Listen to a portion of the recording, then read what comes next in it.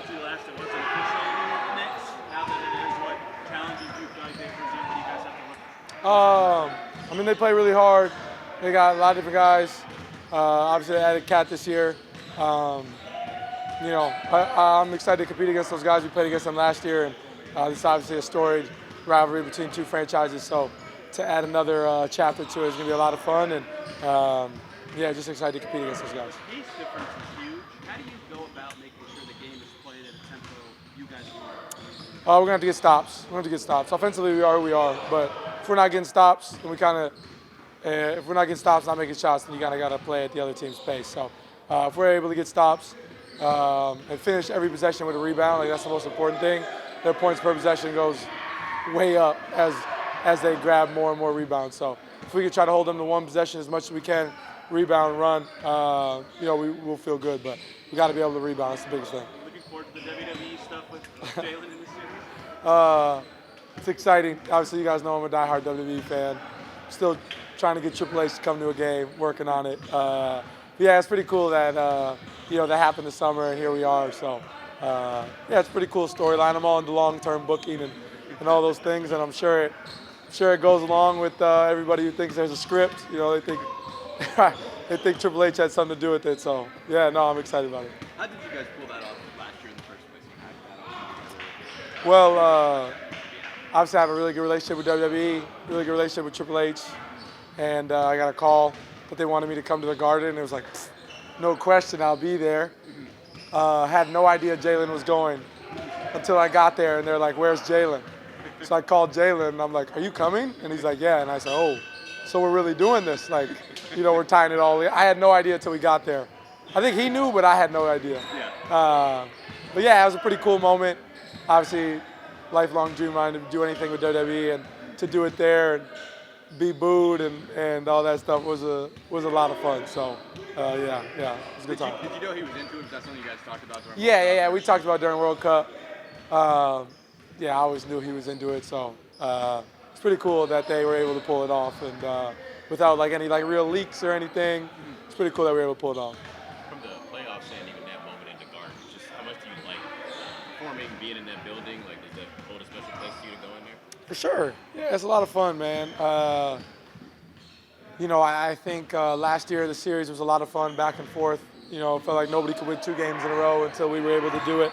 And I think that going into the series, I think that they didn't like the organization, but I don't think there were certain guys that their fans didn't like, and now they don't really like us too much. So it's all the fun with it, man. And like I said, excited to add more chapters to this storied rivalry and just continue to be a part of it.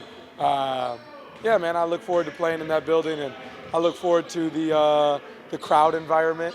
It's a good thing. Maybe it's a good thing that my dad won't be able to go. So.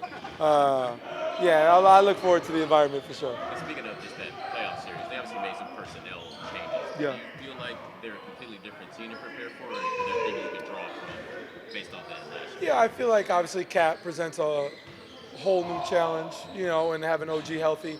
Obviously they present, and McConnell, they present completely different challenges, but I think at the same time, Tibbs is a guy who, he's not a gimmick guy.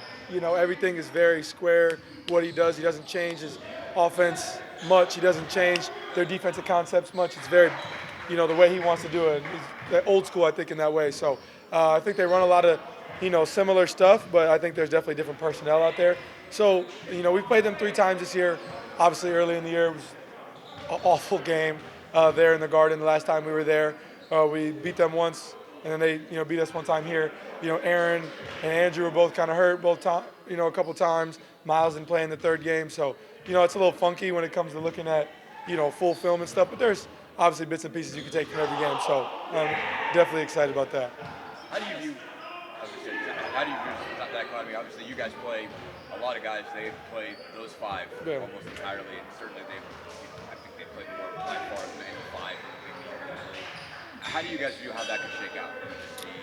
Obviously, they're really well conditioned. Yeah. They've been doing that all year, but you guys run a whole bunch of people. Yeah, I mean, we're going to keep being who we are, keep leaning into our depth. I think the biggest part here is, obviously, we feel like we have the best bench in the NBA, so when it's second group, we're very confident in what our group can do. We're confident at any time, but it'll be a little different. With majority of the time, if our second group's in there, you're seeing more starters than you usually see. So our second group's got to continue to be who they are, not worry about who's in front of them necessarily. Just continue to play the way they do.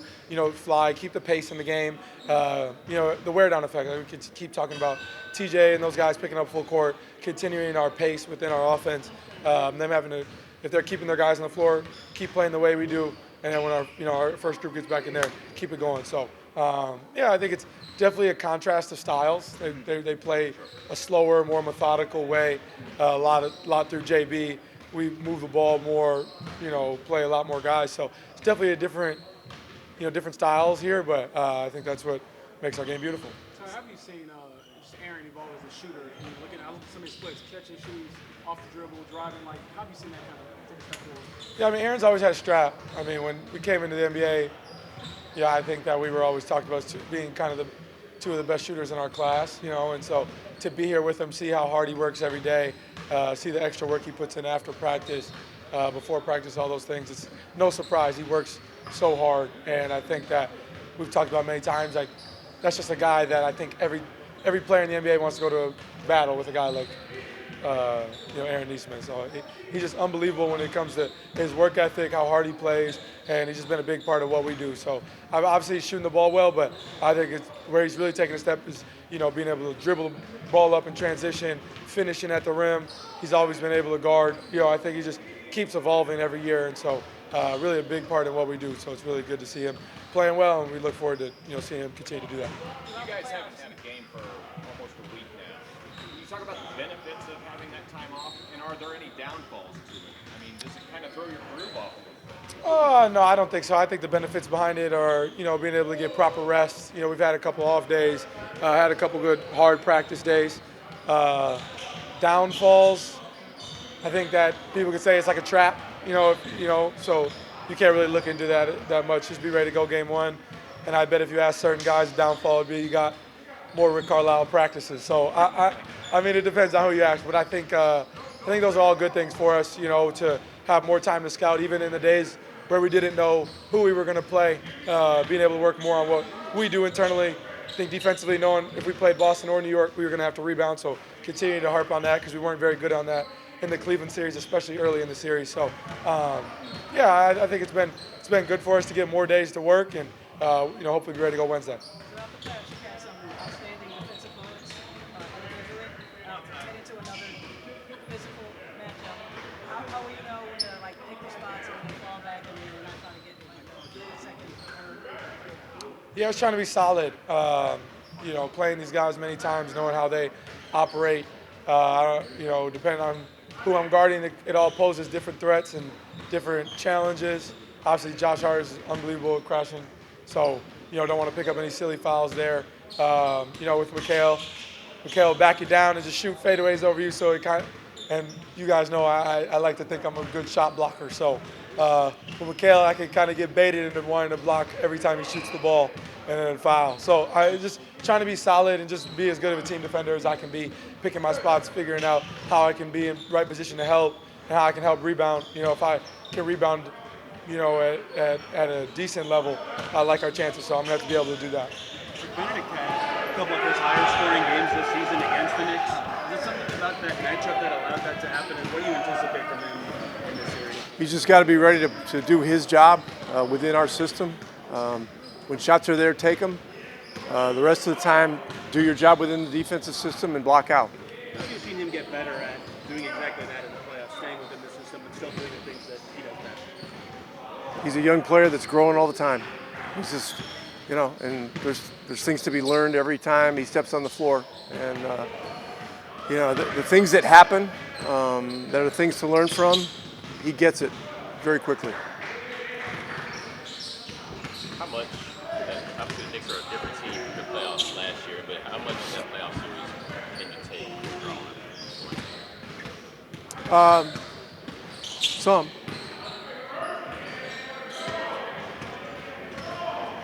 Yeah, I don't know. What's your question? What things? I know you want to be all strategy necessarily, but does it feel What'd you say about strategy? I'm sure you don't want to obviously reveal your strategy. No, I'm not going to. Yeah, but as far as, does it feel like a very different team to prepare for? Or They are a different team to prepare for. in what way? They have more weapons, and they've maintained their rebounding. So when you add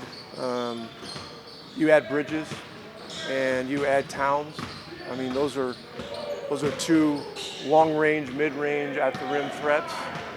Both guys move great. They're both just exceptional players with what they can do from a diversity standpoint. And so, Anunoby's healthy. He was banged up last year. So it's quite different from a personnel standpoint. How does Towns just change the geometry? You mentioned him obviously for long range, but you have to guard him wherever he goes. I mean, you got to guard him at 35 feet. He makes those shots. He steps right into them, and and some of the stuff is just for a 7-foot guy, it's just a different world. Different world you're living in. Because he shoots it with ease. He drives the ball, really going either direction. And in the post, he's still one of the best in the game. What does Mitchell Robinson, do for their team from a rebounding standpoint and also defending on the perimeter in space? Well, his productivity as a rebounder is really quite remarkable. I think he's getting four offensive rebounds a game, and he's tipping the ball out another 3 or 4 times. So, in some games he's generating 7 or 8 extra possessions for them. So he's a major factor, and it's just another thing to prepare for. And then the other guy that people don't talk enough about is Achua. Achua gives them another big defender and another guy that can crash and generate possession. So it's going to be a constant physical battle in there, and we're going to need to be ready. You mentioned Anunoby being healthy. Obviously, everybody knows how great of a defender he is. But how have you seen him progress as an offensive player? I think he averaged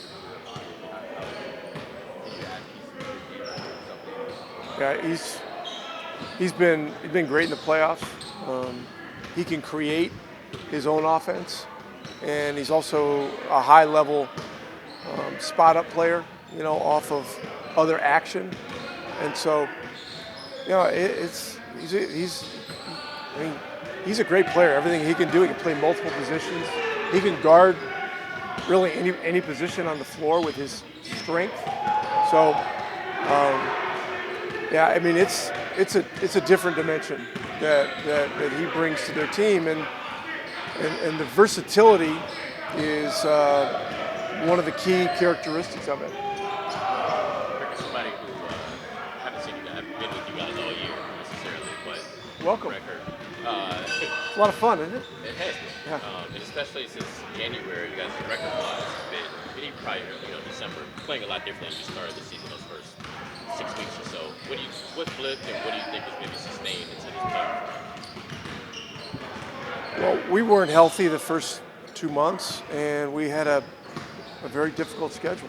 So, January we had no back-to-backs. That helped. We became healthier.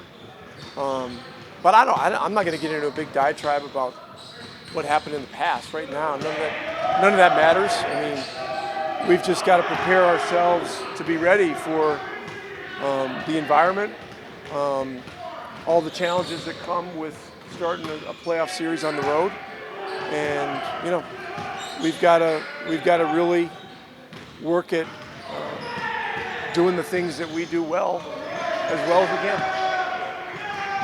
Your high-scoring game this year came against this Knicks team. What do you remember about that night and the opportunities that you had to make? Benny. Which one? 38 in early November. Oh, I mean, it was good. Legs were fresh. Just about watching film, watching how they play, and shooting the right shots.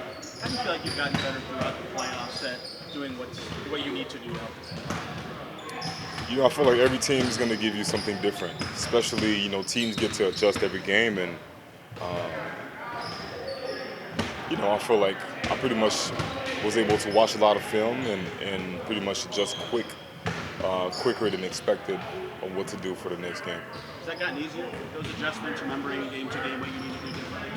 For sure, for sure. I mean, we have a lot of help. You know, I have personal coaches at home. I have coaches over here who help me watch a lot of film and just pretty much just study the game.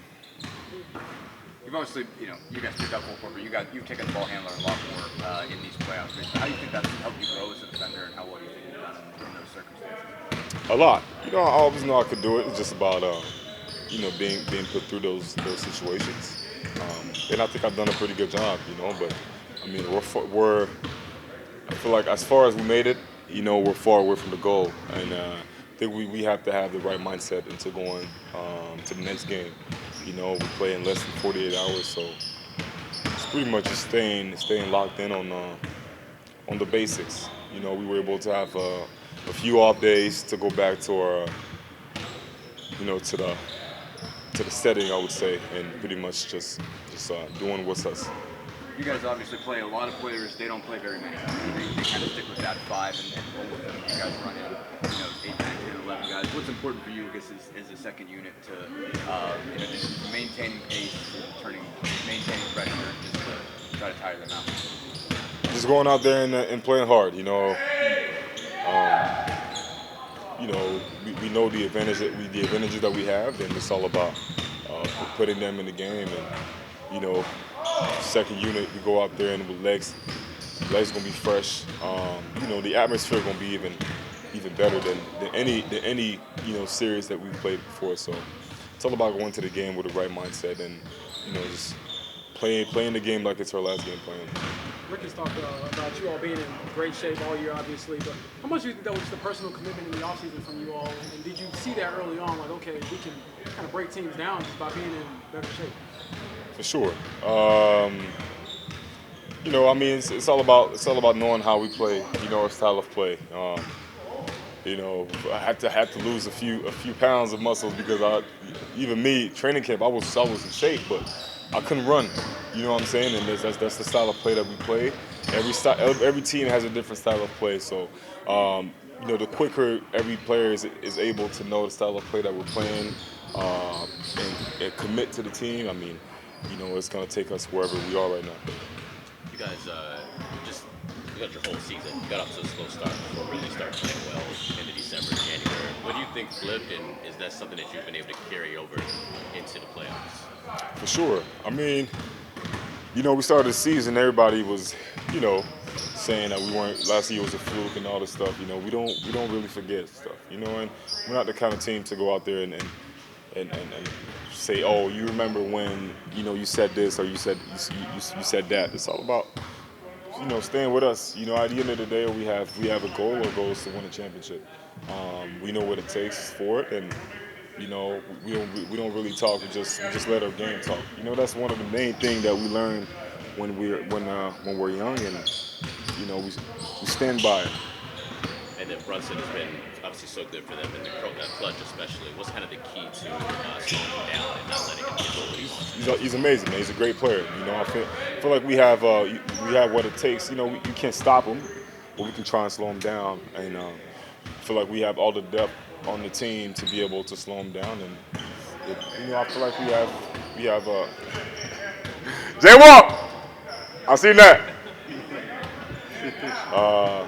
We have the right mindset to go into game one, and you know, we're not only trying to steal one game away. We're going out there to win every single game. You know, so that's my mindset. That's the team's mindset. That's where we stand, and everybody's ready. So. You like MSG? Say it again. You like playing at MSG? For sure, I love it. I think it loves me more than I love it. I'll keep it. You know, I mean, who doesn't like playing MSG, man? Grew up watching all those guys playing MSG. You know, I was telling Jay Walk, I said, yo, you remember when we were in high school and I was supposed to be doing my homework, but I was watching LeBron James playing in Cleveland and doing all this, pregame routine and throwing the powder and stuff. So, yo, look where we are right now. We're standing exactly where we was watching the video. So I said, listen, as much as we would want to be involved a little bit more, you gotta appreciate where we are, man. Like winning a championship. How many different players in the NBA has won a championship? You know what I'm saying? I'm not saying that if I win a championship I'm gonna retire, but I'm saying that you just gotta take advantage of the opportunity and be grateful. The Knicks, what strikes you about what challenges up with you guys are looking forward to in this series? I mean, they're just a great team overall. They're super well coached. They got a phenomenal player in Jalen Brunson, and the addition of Kat and Mikal Bridges. We know what challenge is ahead of us, so we gotta be ready for the fight. A lot is made in the series about how you guys use your depth so much and they barely use any. Does that change how you approach those bench minutes, and what do you feel like you guys need to do well when you're out there as a second unit? I kind of think for us, it's as a bench, not really changing who we are. It's just bringing a ton of energy on both ends of the floor and try to make it as difficult as possible for them on both ends, and get guys tired. What's as far as Rick's concerned, the style of play, just believing in randomized movement, trusting you guys. What makes that work? What does it take from you guys to be able to put together to kind of play a flow game that he can trust and you guys can? I mean, I feel like it's a credit to all of us kind of sacrificing a bit of a role and just moving the ball to get the ultimate best shot. And like I said, I got you. It's great. It's a great philosophy from the coaching staff, obviously, but credit to us for kind of putting it in motion and being selfless. The continuity, how much does it help that you guys have had 2-3 years mostly this together to figure out how you guys move when you don't have to play? I mean, it certainly helps with the chemistry. So, credit to the front office for trusting us to bring this group back, and we just got to continue to be who we are, and that's selfless on offense and getting people easy shots and making them work on the defensive end. How much have you played in a system like that before? I mean, how new is it to you when we're kind of implemented basically, and how much do you think it helps your game? Yeah, I mean, I feel like you could see the vision that Rick was trying to bring once he was hired here, and kind of slowly but surely started to develop it, and I think it helps my game a lot, just playing free, playing fast, and puts me and other players in positions to do what we do best. To that point, how much do you think you all put emphasis on just being in shape? Because you run on offense a lot, pick up 94 feet on defense, so how much do you think that helps with your style of play? Yeah, I mean, I feel like the stuff we do in the summer, and especially what we do in practice, gets us prepared for the way that we play, because we're doing that against each other in practice all year and in training camp, and it's a difficult style, but we all love it, and obviously have to be in great shape for it. So, I mean, I feel like strength and conditioning staff does a great job of getting us ready, and so do the coaches as well. This is obviously a different Knicks team than the one you played last year, but what kind of things can you draw off the experience of playing at MSG and playing that series last year against them? Yeah, I mean, I think everyone that was here last year and played them in the second round knows the type of environment we're walking into in MSG. They got a phenomenal fan base who's going to be really amped up, and we kind of just have to go in there, feeling like we have our backs against the wall, because it's us against the world. In that environment, we're all we got. So we have to stay together and play together as well. Pace-wise, you guys are a lot faster than them. How do you avoid getting into their speed in these games? I feel like, kind of referring to what I just said, we've got to stay together and not try to, kind of, I don't know what word I'm looking for, but we just got to be a collective group and not try to do something out of our comfort zone and play like we have been.